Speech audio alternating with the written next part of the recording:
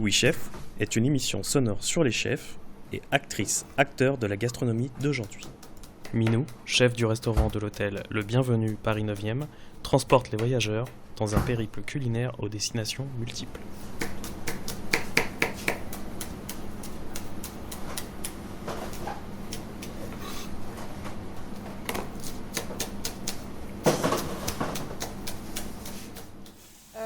Mes origines. Moi, je suis née en Iran. Je suis arrivée en France à l'âge de 8 ans. Avant ça, j'ai vécu aux Pays-Bas et j'ai fait un passage à Londres et je suis arrivée en France pour finalement rester en France. La cuisine et la passion de la cuisine me vient directement de ma mère et des femmes de ma famille qui sont de très bonnes cuisinières et qui passent leur vie derrière les fourneaux et qui transmettent leur amour à travers la bonne nourriture. Donc moi j'ai baigné là-dedans depuis mon enfance, dans les parfums, des épices, des herbes fraîches, des couleurs des mets iraniens et aussi parce que j'ai toujours été curieuse et gourmande. Donc très naturellement, je cuisinais dès l'âge de 10 ans parce que mes parents travaillaient beaucoup et que je devais un peu les aider. Dans la culture iranienne, les enfants aident beaucoup dans la famille de manière générale, on les responsabilise énormément et étant l'aîné de la famille, forcément, je mettais beaucoup la main à la pâte. Et puis après, j'ai fait des études d'anglais, mais j'étais pas convaincue de mon envie de poursuivre les études pour devenir soit professeur ou faire de l'interprétariat. Comme j'étais assez bonne en langue, vu tous les voyages que j'avais fait étant enfant, c'était un peu la voie facile si je devais continuer mes études, mais il y avait quand même la petite voix qui me disait la cuisine. Voilà, exactement. Donc j'ai fait mes études, j'ai voyagé, je suis partie vivre à 20 ans au Canada parce que j'avais envie de perfectionner mon anglais. J'étais dans le Canada anglophone à Vancouver.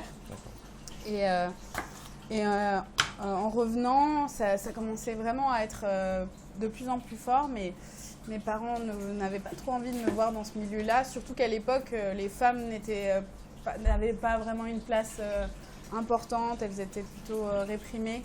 Oh. Merci Jérémy. C'est blanc, hein, Ça ira, merci. maman, ils vont livrer On ce était soir, en... donc on je est- les mets de côté pour que je leur rende demain. D'accord. Ils seront sales, mais c'est pas grave. Non, qu'ils les emmènent aux salles, mais au moins que je puisse leur rendre. On n'avait plus de tablier et on allait emprunter des tabliers au restaurant associé au nôtre. Comment ? Oui, c'est très bien. Il va falloir être propre, Claire. Ouais. Hein ? Ça te va bien. J'ai dit à Claire qu'il fallait qu'elle soit propre. Ah oui, pas bon, à une seule tâche. 10 € la tâche. C'est l'épreuve, hein, normalement. C'est pour ça que tu portes une tenue blanche. C'est ça, exactement. 10 € la tâche. Ouais. On va voir qui est le plus propre d'entre nous trois à la fin du service. Ouais, d'ici la fin du service. Oui. Et donc les femmes n'étaient pas forcément mises en Non, valeur. et eux, ils avaient, tu sais, dans l'esprit de parents iraniens, ces grandes études, médecins, avocats, mais pas cuisine. Et donc j'ai lutté contre eux et contre leur envie que je fasse de longues études que j'avais pas envie de faire. Et à l'âge de 25 ans, j'ai enfin osé entamer une reconversion et j'ai commencé par la pâtisserie. J'ai fait une formation pour adultes, accélérée en 1 an. Et l'école, c'est l'EPM TTH. C'est une école vers le Valois-Perret qui proposait un diplôme moins cher que Ferrandi, parce que Ferrandi, ça commence à monter assez vite. Et donc voilà, j'ai financé mon diplôme et j'ai travaillé chez Sébastien Godard pendant mon stage, qui était juste à côté du restaurant. C'était les bases de la pâtisserie française, mais avec de très bons produits, de très bonnes pâtisseries. Et en parallèle, je travaillais en tant que chef le week-end au Père Populaire. Donc je faisais quasiment du 7 sur 7 parce que j'avais pas envie de faire plus de pâtisserie ou plus de cuisine, j'avais envie de faire les deux. Mixer un peu. Voilà, et d'être forte et m'améliorer dans les deux domaines, parce qu'il n'y en a pas un que je préfère par rapport à l'autre. J'aime les deux.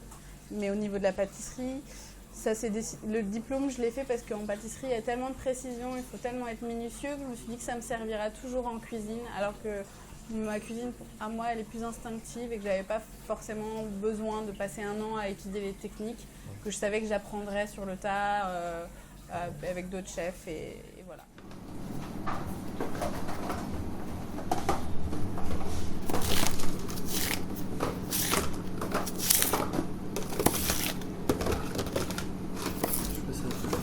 Oui, non, non, c'est bon, je veux dire oui.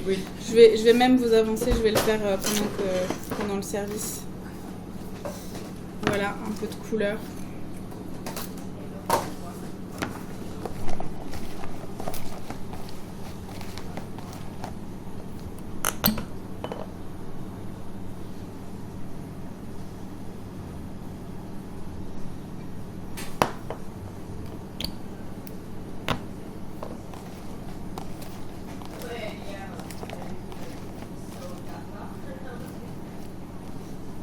Et voilà.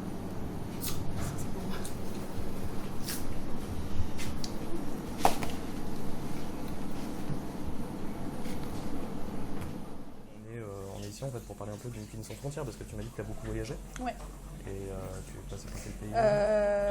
Après mon voyage, mes 2 ans passés au Père Populaire en tant que chef le week-end et chef tout court, je suis partie vivre au Japon parce que j'avais très envie de découvrir une cuisine qui est à l'encontre de ce que je connaissais, de ma culture ou même de la culture française. Et encore dans cette envie de précision, de minutie, de choses, de cuisine très raffinée, je me suis dit bon, on va aller voir. J'avais jamais voyagé au Japon, je connaissais la cuisine japonaise, mais qui est faite en France. Aujourd'hui, la cuisine asiatique est beaucoup mieux représentée. Il y a de plus en plus de restaurants qui ouvrent et on retrouve la street food de quasiment toute l'Asie. Beaucoup d'influence. Ouais, exact. Vraiment, ces 2 dernières années, il y a eu un grand boom. Ouais. Mais quand moi je suis partie, pas tant. Donc c'était une vraie découverte. Donc, j'ai trouvé un boulot dans un restaurant à Paris, à Tokyo. J'ai fait mon PVT. Tout s'est fait très rapidement et je suis allée vivre à Tokyo. Combien de temps, du coup, 6 mois. Je suis restée 6 ok. mois. J'avais un visa de 1 an, mais j'ai pas voulu le mener à son terme. D'accord. Et dans ta cuisine aussi, à l'hôtel Bienvenue, on retrouve un peu ces influences, je prends un peu asiatiques. Oui, Je tout regarde à un fait. peu la carte. Oui, absolument. En fait, j'ai voulu travailler ici aussi parce que dès l'ouverture, l'accent était mis sur le Japon parce que la carte a été signée au début par Maori Murota, qui est une cuisinière, traiteur japonaise. Et j'étais très heureuse de pouvoir travailler avec elle parce que j'avais besoin. Ce que je n'avais pas trouvé au Japon, c'est justement l'amour de la transmission. Au Japon, il y a quand même quelques barrières, que ce soit de la langue ou d'autres, culturellement, où c'est plus compliqué pour eux de transmettre les choses. Ils adorent apprendre, mais voilà, j'ai pas trouvé un mentor. La J'ai pas transmission, trouvé c'est un peu compliqué. plus compliqué, ouais. Et donc, en étant de retour, j'ai eu cette proposition de poste. Ouais. Et l'idée de travailler avec Maori me plaisait beaucoup. Et je me suis dit, bon, bah, c'est parfait parce que je finis ma formation en France en faisant de la cuisine japonaise. C'est l'année qui se termine vraiment encore mieux que ce que je pensais. Je pense que si j'étais restée au Japon, j'aurais pas appris autant de choses que j'ai appris avec Maori en France. D'accord. Et dans quel autre pays tu as pu voyager? Dans quel autre pays où j'ai vécu au Canada. Tu as aussi pris un peu des influences Au Canada, oui, j'ai essayé des choses, mais leur culture culinaire n'est pas aussi développée que la nôtre. bien sûr. Mais oui, là-bas, j'étais fille au père, donc je travaillais avec des gens qui avaient une belle maison, très très grande cuisine. Et dans mon CV, j'avais écrit que j'adorais la cuisine. Et le père, qui était un grand gourmand, m'a dit tout de suite, bon Minou, tu nous as dit que tu adorais la cuisine, alors vas-y, montre. C'était assez génial parce que je lui faisais des listes de courses et il allait tout m'acheter. Hello. Et je faisais des plats. Ils avaient un classeur immense de recettes qui avaient été cherchées, trouvées, ou des recettes de la grand-mère de la maman qui était d'origine roumaine et qui adorait cuisiner. Tu as essayé aussi de mixer Ouais, un peu bien sûr. J'ai tout essayé, tout ce qu'ils aimaient. Donc pendant 1 an, je me suis donnée à cœur joie. Et j'ai cuisiné plein de choses différentes que j'ai ramenées avec moi. Voilà. C'est un ici. Ouais, exactement. Tu t'en sers encore aujourd'hui Je m'en sers encore aujourd'hui.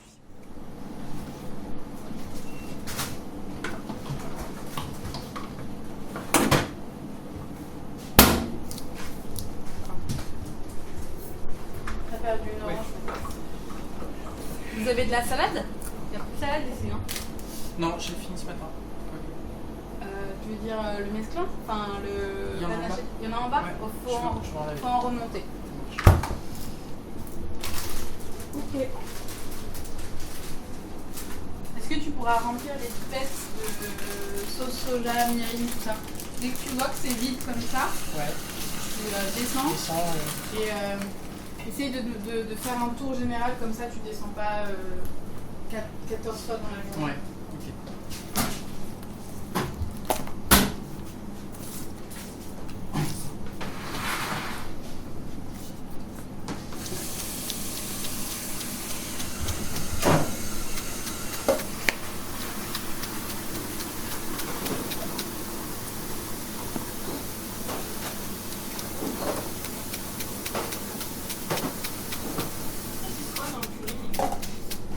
C'est-à-dire, moi je mets curry japonais, vegan.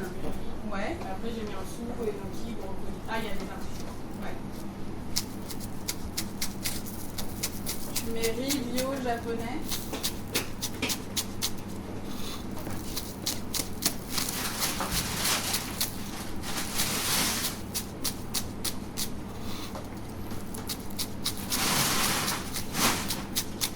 Tu mets riz aussi, riz bleu japonais? Ouais, tu mets riz bio japonais. Quelles sont les personnes ou les plats qui t'ont marqué durant tes voyages?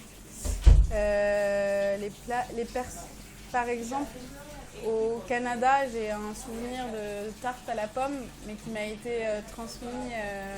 Cette recette m'a été transmise par une amie allemande. Et ça, c'est un souvenir. Et cette tarte que j'ai refait au Père Populaire et qui m'avait vraiment marqué. Ouais. C'était une tarte avec la base, avec de la farine complète, avec des morceaux de figues, du miel, pas de sucre, des pommes acidulées, assaisonnées avec du miel et plein de graines. Gourmande, quoi, déjà, la ouais, pâte, c'est très gourmande. Puis, plein de graines, caramel avec des graines de courge, de tournesol, toutes ces choses-là, assez riches, finies avec une boule de glace à la vanille, et c'était incroyable. Et des personnes, peut-être des chefs? Comment? Tu as rencontré des chefs, des personnes? Au Canada, des chefs, non. À cette époque-là, j'étais pas vraiment dans le milieu de la cuisine. Au Japon, non, peut-être Au Japon, bien sûr. Une rencontre marquante, c'est les chefs avec qui j'ai bossé. Chihiro, une japonaise qui avait vécu en Italie, adorable. Mika, qui elle vivait en Australie. C'était plus facile de parler aux gens et d'être en contact avec des Japonais qui avaient beaucoup voyagé ou qui avaient vécu à l'étranger parce que déjà ils parlaient anglais et puis ils étaient d'un esprit un peu plus ouvert.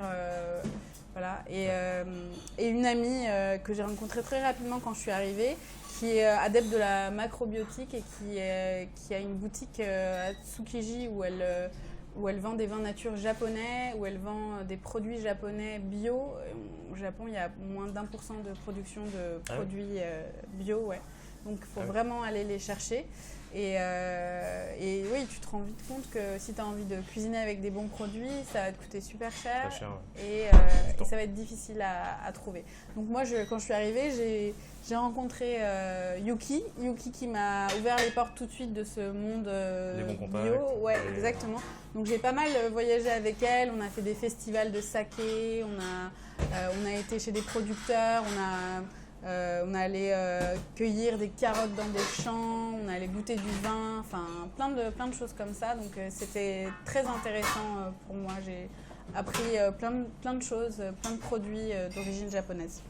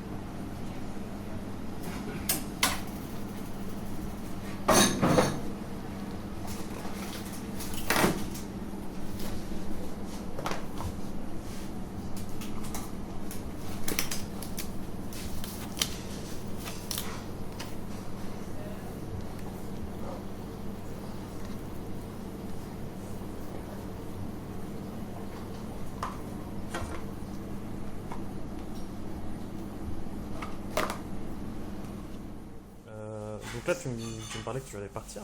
Oui, je vais partir pour passer tout l'été à Londres. J'ai été contactée par un restaurant bar à vin français qui a ouvert l'année dernière là-bas pour être leur chef résidente pendant tout l'été ou voire plus si j'ai envie, au moins pendant 3 mois ou 6. Et donc j'ai accepté la proposition parce que j'aime en fait au bout d'un certain moment voyager, aller m'inspirer et évoluer en fait dans ma manière de cuisiner, ne pas juste rester bloquée sur une cuisine, une frontière, enfin vraiment pas de frontière du tout. Donc avant d'aller à Londres, je vais faire un voyage au Vietnam pour aller goûter et affûter mon palais aux saveurs vietnamiennes. J'aime beaucoup, j'en mange à Paris, mais je sais que c'est pas la même chose quand tu es au pays. En général. Oui, bah oui. Et ça s'applique à partout. Quand on est en France, on mange les meilleurs fromages et vins et autres ici. Au Vietnam, c'est pareil, les herbes sont plus fraîches, les bouillons, les sauces, tout est plus authentique.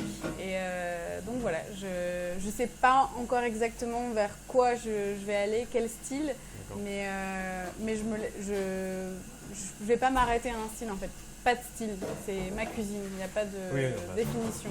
Et tu t'inspireras de tout ce que tu rencontreras. Exactement, sur place. exactement.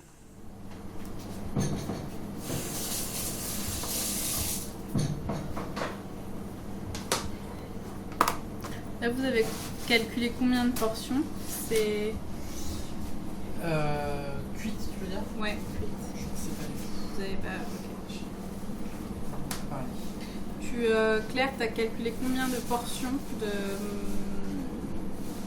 de sardines cuites? Bah, je me demandais si on en mettait... Combien on en mettait en fait? 2 par assiette Ouais, au moins, c'est ouais. ça. Ok. Effectivement, la cuisson est vraiment, pour certaines, toute juste. Mais Je pense que c'est bon comme ça. oui, oui, je pense que c'est bon aussi. Mais tu peux mettre un peu plus chaud. Parce que là, du coup, la chair est trop fragile. Là, il y en a combien? Là, il doit y en avoir une dizaine. Ouais. Ça, on peut le garder pour l'assaisonnement. Je pense que tu peux mettre Sur les pommes de terre? sur les pommes de terre ou même mettre directement dans ta salsa verde citronnée. L'huile de sardine, ça peut être bon. Et j'ai coupé les... C'est pas trop fort. Non, c'est bien, c'est très bon. J'ai coupé la trévise et j'ai assaisonné avec de la cola Toura pour ramener... Donc ça, c'est les noros que je voulais pas, les oranges que je voulais pas. Je sais pourquoi je les voulais pas, regarde la taille des oranges. Non mais ils se foutent de moi quand même. Hein. Ça, je vais les appeler.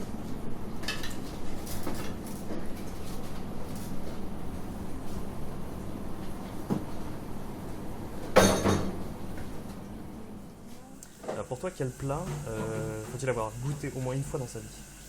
Quel plat faut-il avoir goûté une fois dans sa vie? C'est assez dur. En tout cas, peut-être sur le thème de la cuisine nomade. Peut-être. La cuisine nomade? Ouais, pas nomade, Ouais. sans frontières. Enfin, je veux dire, un plat peut-être que tu as rencontré à l'étranger, pas forcément un plat iranien, pas forcément un plat français, ça peut être quelque chose. Ouais. Quel plat? Je sais pas, j'aime tellement de choses. C'est compliqué hein, la question. Oui, c'est... Mais en fait, dans la cuisine, moi je trouve que souvent les choses les plus simples, mais qui ont pris du temps, sont les meilleures. C'est-à-dire sans que ce soit forcément un plat qui a été cuisiné ou travaillé. Je me souviens, au Japon par exemple, on était dans une ville en bordure de mer et c'est un village qui était spécialisé en poissons séchés. Donc tu avais du poulpe, tu avais des sardines, tu avais plein de poissons comme ça qui étaient piqués avec des clous et tu venais acheter ton poisson séché. Et en fait, ils avaient un espèce de barbecue où ils le faisaient griller. Et street food voilà, de bord de mer. De bord de mer. Et l'odeur qui s'en dégageait, ce poisson qui avait été séché par les soins de cette vieille dame qui transmettait ses savoirs à ses enfants, parce que c'était une entreprise familiale. Et ils avaient aussi des bouches de poulpe. Enfin, j'avais jamais goûté ça, donc je savais même pas que ça se mangeait. Ils avaient découpé juste la bouche, juste la bouche pour, je pense, sa texture caoutchouteuse. Et ils nous ont préparé un petit thé, un bol de riz assaisonné juste avec un peu de vinaigre et un peu de sésame. Et ces poissons grillés, séchés grillés. C'était très simple, mais ça m'a laissé vraiment un souvenir. Je me souviens de ce moment. Voilà. Après, Et puis le lieu aussi. Le lieu. En fait, oui, c'est vraiment, je pense que le contexte joue énormément sur les plats qui te marquent. Mais oui, moi, mes plats, mes plats qui me font vraiment du bien, c'est les plats de ma mère. Donc, ça, c'est Les plats de ta mère, ouais, les plats de ma mère, c'est l'odeur des plats de ma mère, c'est quelque chose qui me transporte. Ok.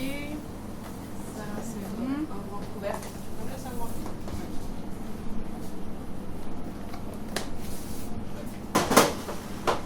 Comment ça va le curry? Mieux. Ouais. Je vais goûter. Tu l'as filtré ça? Ah non, c'est pas filtré.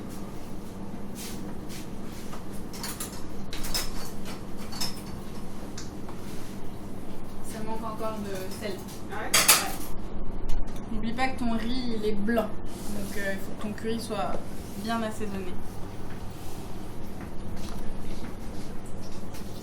Mais au niveau du goût, c'est très bon.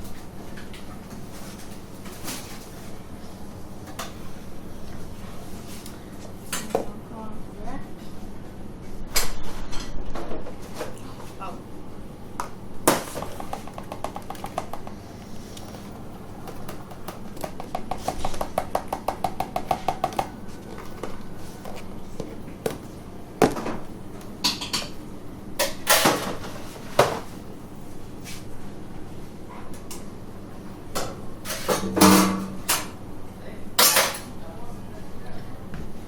Alors attends, ça c'est ce qu'on a reçu, ça c'est les anciennes, c'est ça? Celle-ci, tu les as prises où? En bas, pardon. C'est ce qu'on a reçu aussi. Qu'est-ce que vous avez reçu? Vous avez reçu un mélange d'orange? Je suppose les anciennes. Ah oui, j'ai remis Je vais les commencer anciennes par par-dessus, il y en avait beaucoup des comme ça. Non, Genre il y en avait 4. c'est les dernières. C'est que j'ai remis. Je commence par les celles-ci. Peu importe, tu vas t'utiliser, vu la taille de l'orange, Oui. je pense que ça va passer très vite. Est-ce que tu as quelques ingrédients que tu Mais aimes utiliser dans ta en cuisine ce régulièrement? Ouais, en ce moment. Est-ce qu'il y a des modes? Comment? Est-ce que tu as une mode d'ingrédients? Oui, toujours des herbes. Ouais. Il y a beaucoup Herbes d'herbes, fraîches. ouais, herbes fraîches toujours. Ça, c'est la cuisine iranienne, il y a toutes sortes d'herbes. Sauce soja, maintenant, c'est beaucoup dans ma cuisine. De l'ail, j'adore l'ail. Je trouve qu'un petit peu ou beaucoup, ça peut vraiment changer un plat. Gingembre, parce que je suis très clairement dans la cuisine asiatique en ce moment. Et tout ce qui est bonite, dashi, tous ces bouillons-là. Moi, le soir, chez moi, je me fais des bouillons avec des légumes. Je me nourris essentiellement. Ouais. Parce que en journée, on mange bien, mais le soir, il faut manger un peu plus léger quand même. Ouais, mais quand on aime cuisiner, c'est compliqué. Ouais, exactement. Quel serait le plat que tu aimes faire chez toi, justement? On en parle. Oui. Un jour où tu es fatigué, que tu as la flemme de cuisiner. Un truc rapide. Justement, un bouillon rapide avec du miso, dashi, avec des restes de légumes qui me restent dans mon frigo et des nouilles. D'accord. Et Des nouilles asiatiques? Des nouilles de blé ou des nouilles chinoises. Oui, J'ai vraiment une grande épicerie où j'ai D'accord. pas mal de choses. Et je fais ça en 5 minutes top chrono.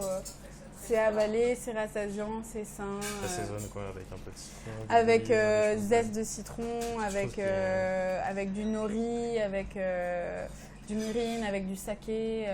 Voilà. Yuzu. Du yuzu, j'adore tout ce qui est agrumes. Après, Ouais. Ouais, c'est pas- Agrumes. voilà, tout ce qui relève, j'aime bien les goûts qui explosent en bouche. Donc ça, c'est toujours chez moi. En poudre, séché ou frais. Mais frais, ça coûte un petit peu plus cher. Mais ça, c'est toujours dans mon frigo, toujours dans mon épicerie. On ne mange jamais.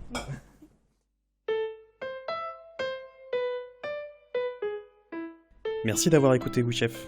Si vous souhaitez suivre ce podcast et le faire découvrir autour de vous, n'hésitez pas à vous abonner sur les différentes plateformes d'écoute et au compte Twitter de l'émission.